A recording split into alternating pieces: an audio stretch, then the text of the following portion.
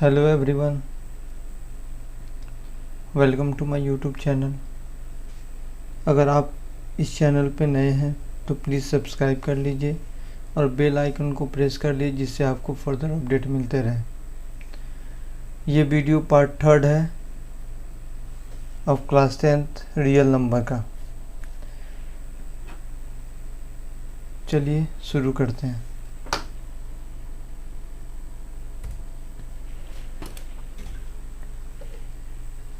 सबसे पहला चीज़ यहाँ पे दिया हुआ रेशनल नंबर।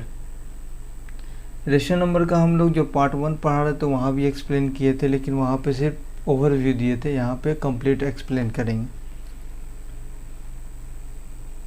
रेशनल नंबर क्या होता है? रेशनल नंबर वैसा नंबर को बोलते हैं जिसको हम लोग फ्रैक्शन के फॉर्म में आसानी से लिख सकते हैं। यानी फ्रैक्शन के फॉर्म का मतलब हो गया p/q in which q not equal to 0। यानी नंबर p/q के फॉर्म में लिखेंगे जिसमें से q not equal to 0। q not equal to 0 का मतलब हो गया डिनोमिनेटर हमारा 0 नहीं होना चाहिए। न्यूमरेटर 0 होगा कोई इशू नहीं है, लेकिन सबसे पहले डिनोमिनेटर हमारा 0 नहीं होना चाहिए। ये हमारा रेशनल नंबर का कंडीशन है। जैसे एग्जांपल के तौर पे हम लोग यहाँ पर ले लेते हैं 13/15 या 2/5 3/2। ये सब क्या है? Rational number. यानी यहाँ पे डिनोमिनेटर क्या 0 नहीं है, यहाँ भी 0 नहीं है, यहाँ भी 0 नहीं है। इसका मतलब क्या है? ये रेशनल नंबर है। 0 क्या रेशनल नंबर है? यस, 0 भी रेशनल नंबर है क्योंकि 0 के नीचे क्या है? 1। 0 के नीचे क्या है? 1। यानी हमारा ये भी रेशनल नंबर है। 1/0 रेशनल नंबर है? नहीं, ये रेशनल नंबर नहीं है। नॉट रेशनल नंबर नहीं है।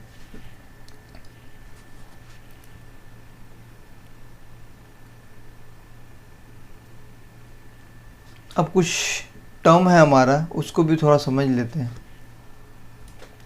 सबसे पहला टर्म दिया हुआ है नेचुरल नंबर। सबसे पहला टर्म दिया हुआ है नेचुरल नंबर। नेचुरल नंबर किसको बोलते हैं? जो भी काउंटिंग नंबर होता है उसको क्या बोलते हैं? Natural number. काउंटिंग नंबर कहाँ से स्टार्ट होता है? 1 से। 1 2 3 4 5 6 सो ऑन 1001 2000 2 सो ऑन। जो भी नंबर हो गया उसको क्या बोलते हैं? Natural number. होल नंबर किसको बोलते हैं? यानी natural number 0 plus natural number, मतलब 0 नेचुरल नंबर के साथ 0 भी इंक्लूड हो जाता है, उसको क्या बोलते हैं? Whole number. इसका भी एग्जांपल 0 1 2 3 4 5 सो ऑन। उसके बाद आ जाता है इंटीजर। इंटीजर का मतलब होता है इसमें number include positive number, 0 and negative number.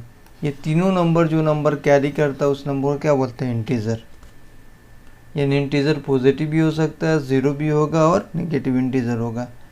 Positive होगा तो पॉजिटिव इंटीजर बोलेंगे, 0 होगा तो 0 इंटीजर बोलेंगे, नेगेटिव रहेगा तो नेगेटिव इंटीजर हम लोग इसको बोलेंगे।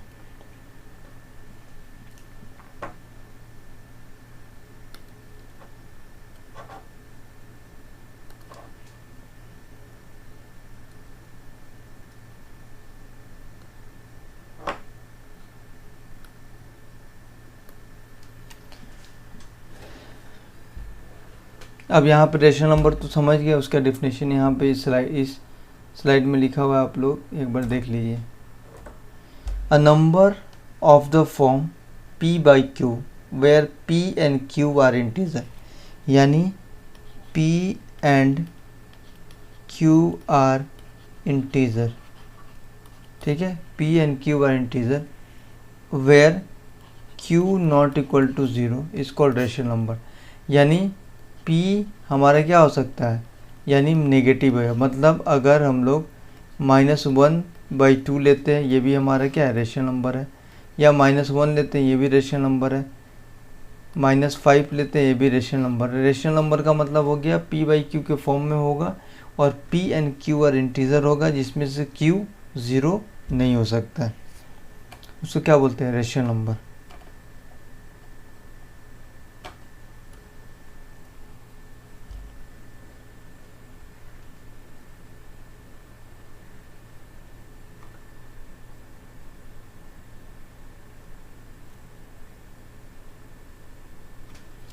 अब यहाँ पर रेशनल नंबर को हम लोग डेसिमल फॉर्म में भी चेंज कर सकते हैं। जैसे दिया हुआ है, मेरा एग्जाम्पल दिया हुआ है,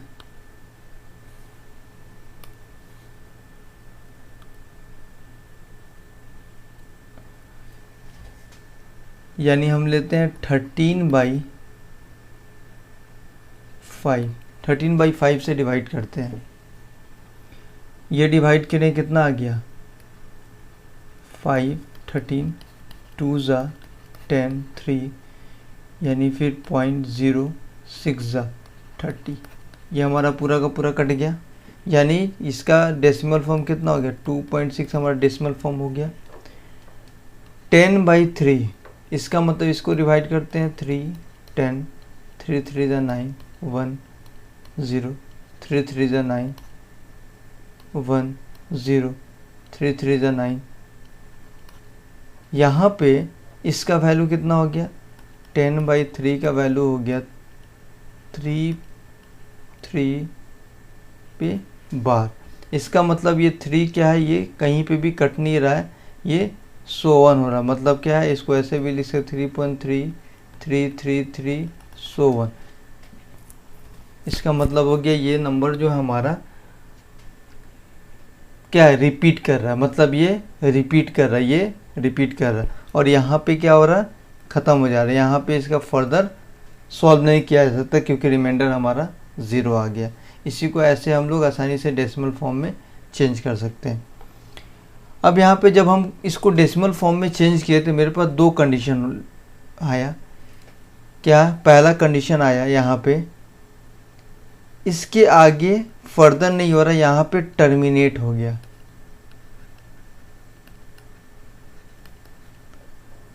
डेसिमल यहाँ पे क्या हो गया, टर्मिनेट हो गया। यहाँ पे डेसिमल क्या हो गया, रिपीट कर गया, यानी नन रिपीट किया, यानी नन टर्मिनेट किया। अब यहाँ पे टर्मिनेटिंग किसको बोलते हैं, टर्मिनेटिंग का मतलब होता है, मतलब वैसा डेसिमल जिसका जो कम्प्लीटली क्या हो, टर्मिनेट हो जाए। मतलब वो कम्प्लीटली डिवाइड होके रिमाइंडर 0 मिल जाए, उसके आगे फर्दर हम लोग सॉल्व नहीं कर सकते हैं, उसको क्या बोलते हैं, टर्मिनेटिंग डेसिमल। जैसे अभी एग्जांपल हम लिए थे, यहाँ पे 13/5 को क्या आया था हमारा 2.6, यानी 6 के बाद से ये आगे फर्दर सॉल्व नहीं हो पाई, क्योंकि 6 तक ये क्या हो गया, टर्मिनेट हो गया। तो इसका मतलब ये क्या हो गया, टर्मिनेटिंग डेसिमल। और भी एग्जांपल ले लेते हैं, हम ले लेते हैं 15/2, कितना हो जाएगा, 7.5। यहाँ भी टर्मिनेट हो गया, 5 से आगे नहीं जा रहा है, इसको बोलते हैं टर्मिनेटिंग डेसिमल।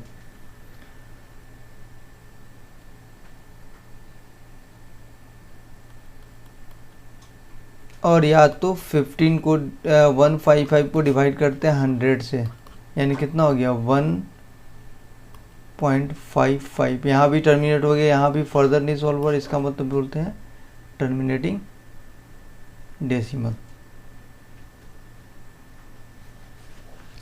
अब यहाँ पे कुछ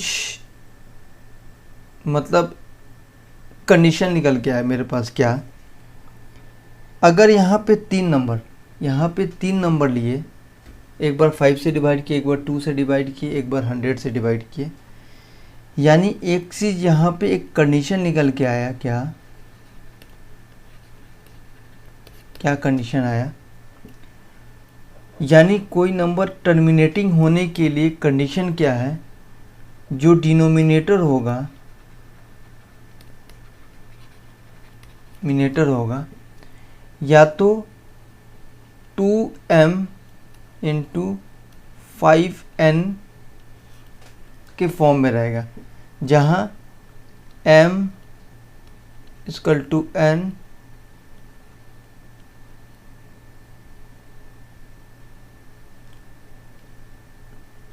मतलब m और n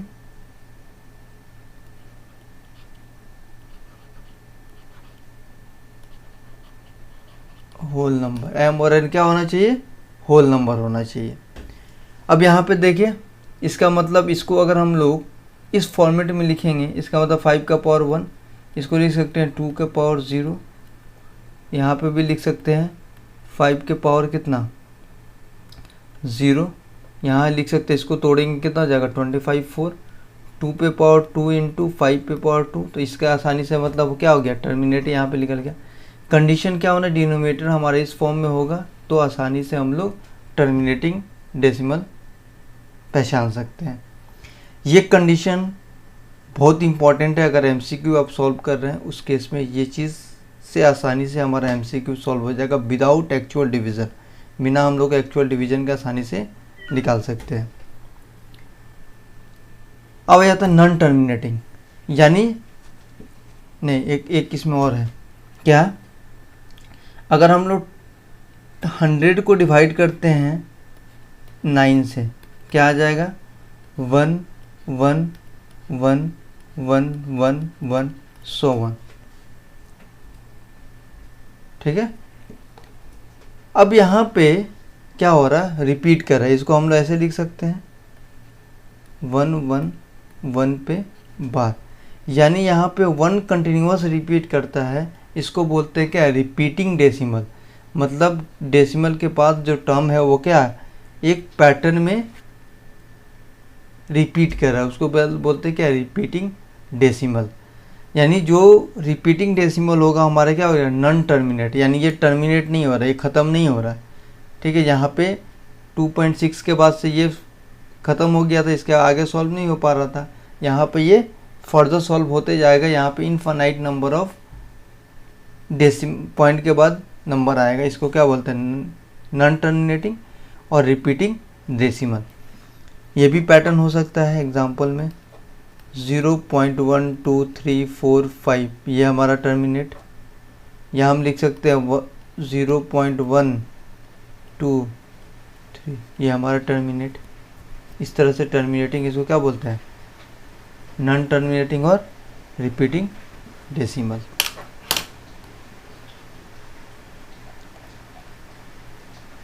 यानी यहाँ पे जो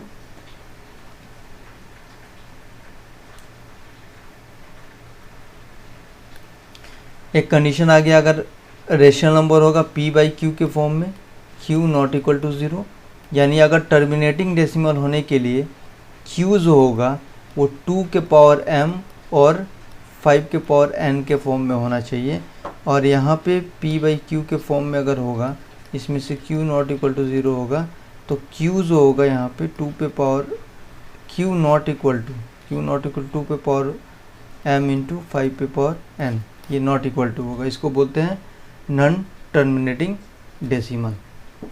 अब यहाँ पे क्वेश्चन है, उस क्वेश्चन को सॉल्व कर लेते हैं। जैसे विदाउट एक्चुअल डिवीज़न, यहाँ पे दिया हुआ है विदाउट एक्चुअल डिवीज़न, बिना एक्चुअल डिवीज़न के हमको पता करना है ये टर्मिनेटिंग है नॉन टर्मिनेटिंग। सबसे पहले इसका फैक्टर निकाल लेंगे, 3 1 2 5, ये 5 से कट रहा है कि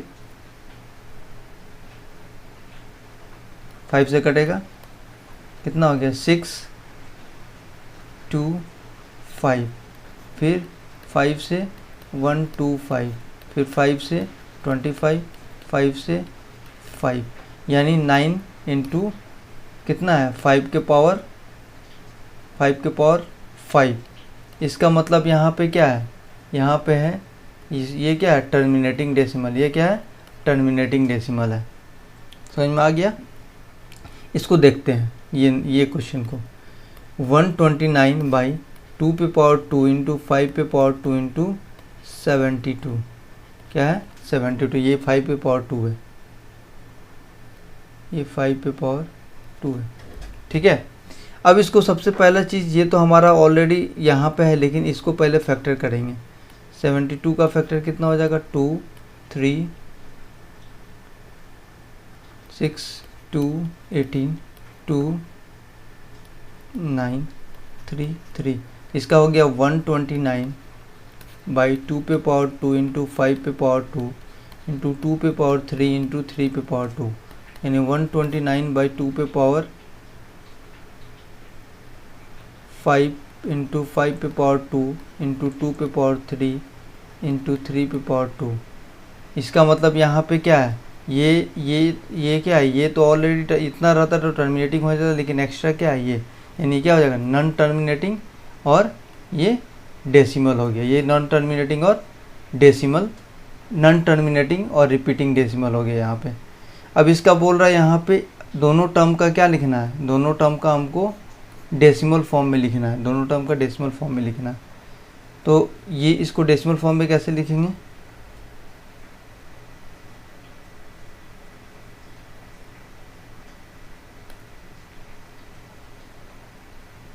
ये हमारा 19 बाई 5 पे पावर 5 है, इसको क्या करेंगे, इतना 2 पे पावर 5 बना लेंगे, ज़्यादा आसान होगा, ऊपर भी उतना से मल्टीप्लाई कर लेंगे। कितना हो गया 19 इंटू 32, 2 पे पावर 5 का 32, ये कितना हो जाएगा 2 इंटू 5 पे पावर 5, यानी 19 इंटू 32 डिवाइडेड बाई 10 पे पावर 5, ये कितना हो गया 19 2 जा 38, 19 3 जा 57 प्लस 3 618 बाई 1, 10 पे पावर 5 का मतलब हो गया 50, यहाँ कितना हो जाएगा 0.00618, यह हमारा क्या हो जाएगा, इसका डेसिमल फॉर्म हो जाएगा। उसी तरह से इसका भी निकाल दीजिएगा लो आसानी से, कोई इशू नहीं। फिर अगला क्वेश्चन हमारा आ जाता है, express each of the following fraction as a fraction in simplest form. Simplest form में हमको लिखना है, यानी पहला लिखा हुआ 0.8 को पे बार है, 0.8 पे क्या है बार है हमारा। बी को सॉल्व कर लेते हैं, ए को छोड़ देते हैं, ए को आप लोग सॉल्व कर लीजिएगा।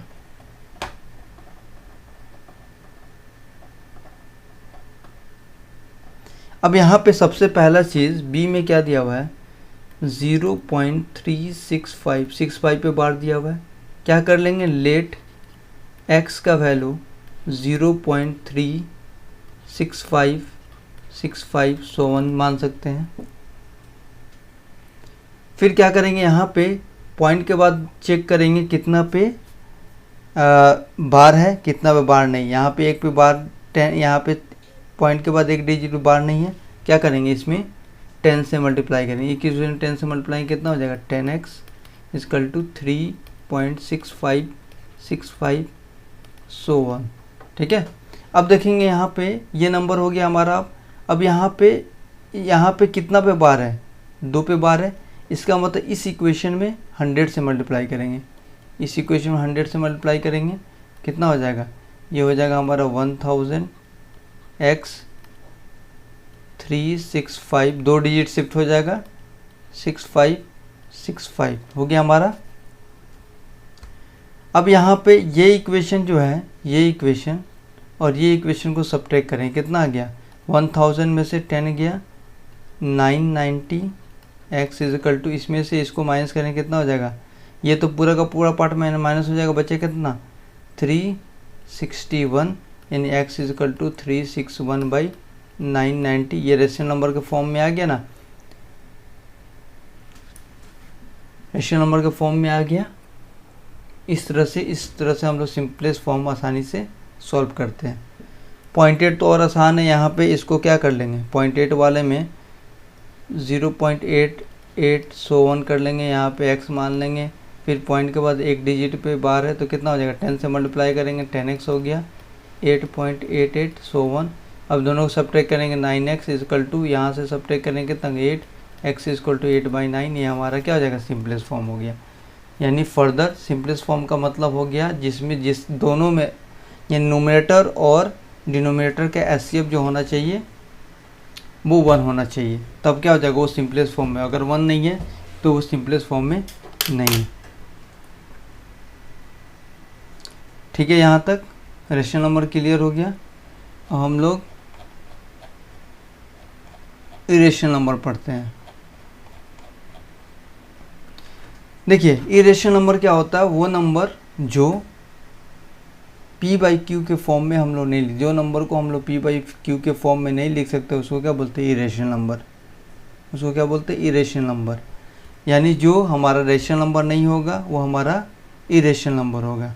यहाँ पे डेफिनेशन क्या है, the number which when express in decimal form are expressible as non terminating and non repeating decimal are known as irrational number. यहाँ पे कीवर्ड क्या है, non terminating and non repeating. वहाँ पे क्या था रेशनल नंबर में, डेसिमल के फॉर्म में, non terminating and non terminating repeating decimal इसका रेशनल नंबर।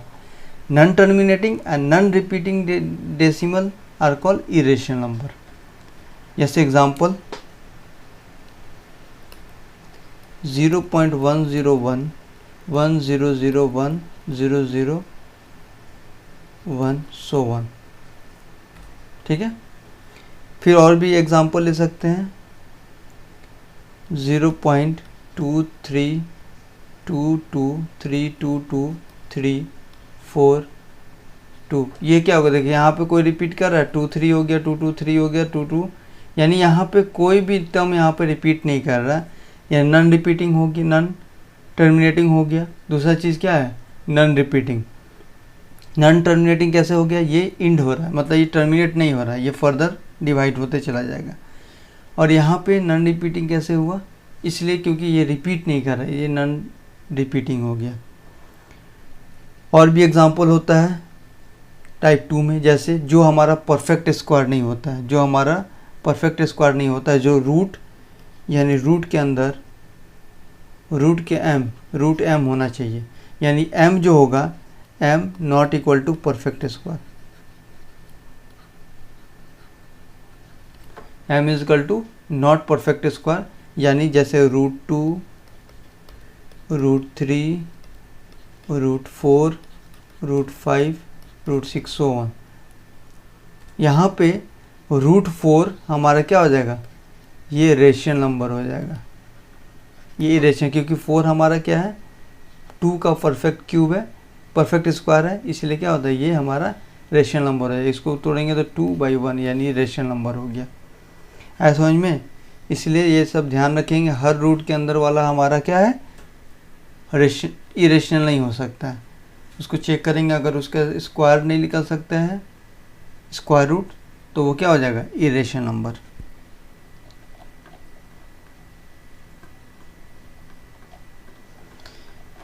यहाँ पे एक क्वेश्चन दिया हुआ है, prove that √2 is irrational number, √2 is irrational number. देखिए इस टाइप का क्वेश्चन बनाने के लिए एक पैटर्न होता है, और उस पैटर्न को हम लोग फिक्स कर लेते हैं, मतलब पैटर्न एक तरह से हम लोग क्या कर लेंगे, याद कर लेंगे। याद नहीं, समझ जाएंगे तो ज़्यादा बेटर है। सबसे बेटर यहाँ पे √2 इज इरेशनल नंबर। अब इससे पहले तो पढ़े √2 इरेशनल नंबर, लेकिन हमको इसको प्रूव करके दिखाना है। क्या करेंगे, सबसे पहले लेट, अगर पॉसिबल होगा तो √2 को क्या मानेगा, √2 हमारा रेशनल नंबर होगा। अगर √2 हमारा रेशनल नंबर होगा तो √2 इज इक्वल टू क्या हो जाएगा, a/b। √2 इज इक्वल टू क्या हो जाएगा, a/b। अब क्या करते हैं, दोनों साइड स्क्वायर कर देते हैं, यानी इधर भी स्क्वायर कर देते हैं और इधर भी स्क्वायर कर देंगे, कोई अंतर नहीं पड़ेगा। ये कितना हो गया, 2 is equal to a²/b², a²/b², यानी यहाँ आ गया a² is equal to 2b², ये हो गया यहाँ पे। यानी क्या हो रहा है, 2 जो है 2 डिवाइड्स a², इसका मतलब 2 डिवाइड ए को डिवाइड कर लेगा। ये हमारा इक्वेशन 1 हो गया। ठीक है, यहाँ पे एक चीज़, एक कंडीशन भी यहाँ लिखना पड़ेगा। यहाँ पे ए एंड बी आर को प्राइम। को प्राइम बता चुके ऑलरेडी। को प्राइम होता क्या है, कोई भी दो नंबर जिसका कॉमन फैक्टर 1 के अलावा कोई और ना हो, उसको क्या बोलते हैं, को प्राइम। अब यहाँ पे एक आ गया, फिर आगे क्या करेंगे, फिर एक स्टेप और लेंगे। अब क्या करेंगे, a इज इक्वल टू मान लेंगे हमारा 2c, a is equal to 2c मान लेंगे, जिसमें से c हमारा इंटीजर है, c इंटीजर है हमारा। अब यहाँ पे a का वैल्यू कितना है, a का वैल्यू क्या है, a का वैल्यू हमारे इक्वेशन 1 के हिसाब से 2b²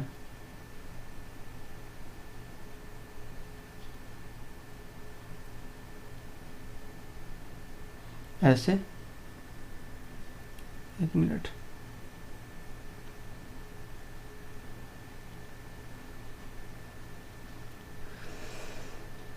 ए इक्वल टू कितना हो जाएगा, यहाँ पे इसको क्या कर लेंगे, सबसे पहले स्क्वायर कर लेते हैं।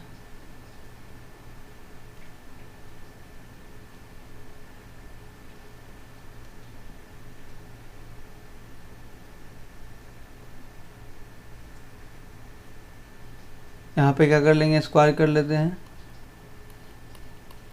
कितना हो जाएगा, A square is equal to 4c²। A square का वैल्यू कितना है, 2b² इजकल टू 4c²। यहाँ 2 से 2 कैंसिल हो गया, बचा कितना 2, यानी b² इजकल टू 2c², यानी 2 डिवाइड्स b², 2 डिवाइड b², यानी 2 डिवाइड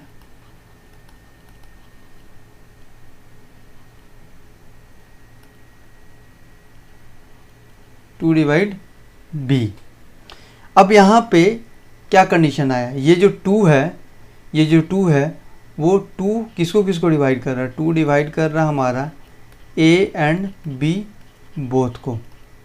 अब यहाँ पे कंडीशन क्या है, a एंड b क्या होना चाहिए, को प्राइम, यानी ये हमारा कंडीशन क्या हो गया, फॉल्स हो गया। हमारा कंडीशन क्या हो गया, फॉल्स हो गया।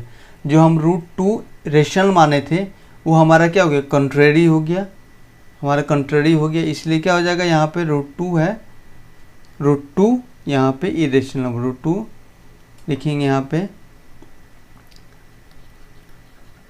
Hence √2 is irrational number. Main यहाँ पे ये कंडीशन बहुत इंपॉर्टेंट है, ये वाला कंडीशन जो है ना बहुत इंपॉर्टेंट है। इसलिए अब यहाँ पे इस तरह का जो भी क्वेश्चन आएगा ये हमारा स्टेप सेम फॉलो करेगा, बस नंबर चेंज होगा। अगर यहाँ पे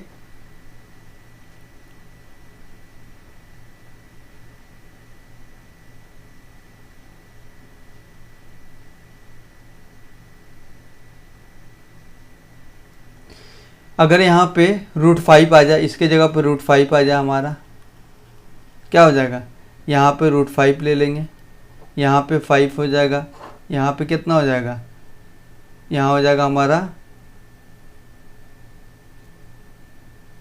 5 हो जाएगा, ये हमारा क्या हो जाएगा, यहाँ पे 5 हो जाएगा, यहाँ 5 हो जाएगा, फिर उसी तरह से यहाँ पे 5 हो जाएगा और यहाँ पे 25 हो जाएगा, यानी कट के कितना हो जाएगा, ये 5 आ जाएगा, यहाँ पे 5 आ गया, इसके जगह पे 5 आ गया, इसके जगह पे 5 आ गया, यहाँ पे 5 divides A and B both, वो कंट्रेरी हो जाएगा हमारा।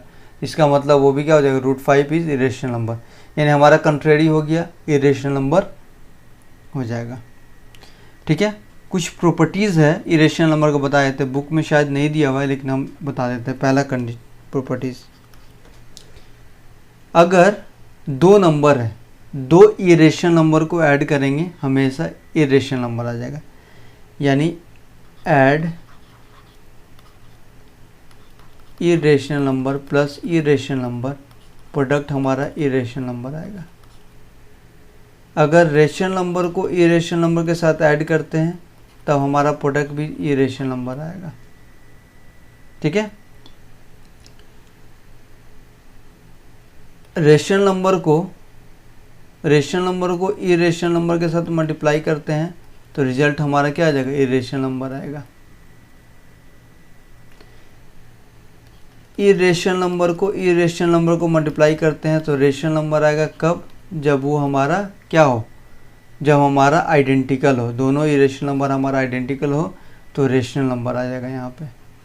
जैसे यहाँ पे एग्जांपल √3 + √5, इसका एग्जांपल 2 + √5, इसका एग्जांपल 2 × √5, इसका एग्जांपल √3 × √3 कितना हो गया, 3।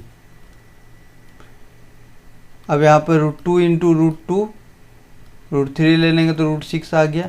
इसका मतलब क्या है, ये ऑलवेज नहीं होगा रेशनल नंबर। रेशनल नंबर और इरेशनल नंबर दोनों आएगा, इरेशनल और रेशनल नंबर दोनों आएगा यहाँ पे।